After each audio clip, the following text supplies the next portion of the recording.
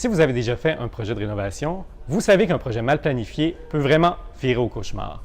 Perte de temps, manque de matériel, mauvais outils, pour au final un résultat bien ordinaire.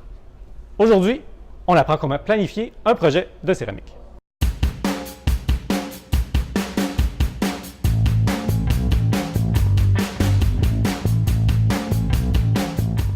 Une première chose à prendre en considération, qui est très important en fait quand on a un projet de céramique, c'est s'assurer d'acheter suffisamment de matériel.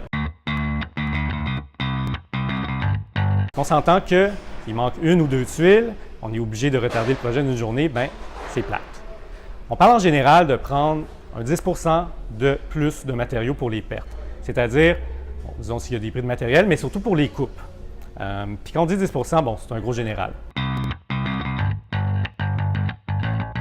Un autre point à prendre en considération quand on fait une installation, c'est de s'assurer d'avoir le substrat approprié, en fait. Donc, substrat, tout simplement, sur quoi on va coller notre céramique. Plywood ou ciment sur le sol, gyps ou panneau de ciment sur le mur. Il y a beaucoup de possibilités, en fait. Il faut juste s'assurer d'avoir la bonne préparation. Surtout, s'assurer que notre substrat est propre, de niveau et assez solide pour avoir la céramique. Maintenant, les produits d'installation. Donc, il faut faire attention au ciment qu'on va choisir, les coulis aussi. Ça va dépendre en fait de 3 facteurs, surtout pour les ciments en fait. Moi, je dis toujours de savoir qu'est-ce qu'on va coller, donc c'est quoi le matériau, sur quoi on va le coller, donc sur quel substrat, et dans quelle situation, donc où on va le coller. Est-ce que c'est à l'intérieur ou à l'extérieur?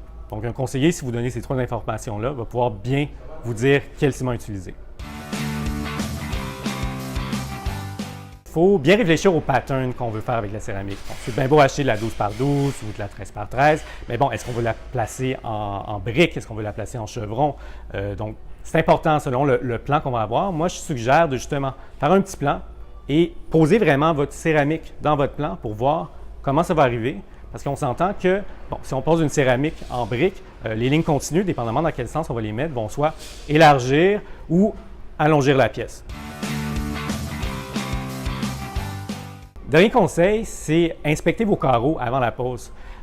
Juste vous assurer qu'il n'y a pas des carreaux qui peuvent être abîmés avant de les poser. Et aussi, bien, dans la céramique, il y a une question de l'eau, en fait. C'est la production.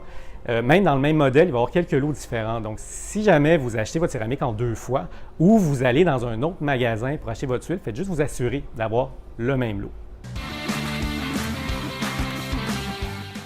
Alors, c'est tout pour cette vidéo. J'espère que ces informations-là vont pouvoir vous aider dans vos futurs projets. Je vous remercie beaucoup d'avoir écouté. Et si jamais vous avez des commentaires ou des questions, ou s'il y a des sujets dont vous voulez qu'on parle, bien, écrivez dans nos commentaires et vous pouvez venir au magasin, ça va nous faire plaisir de vous suivre dans vos projets.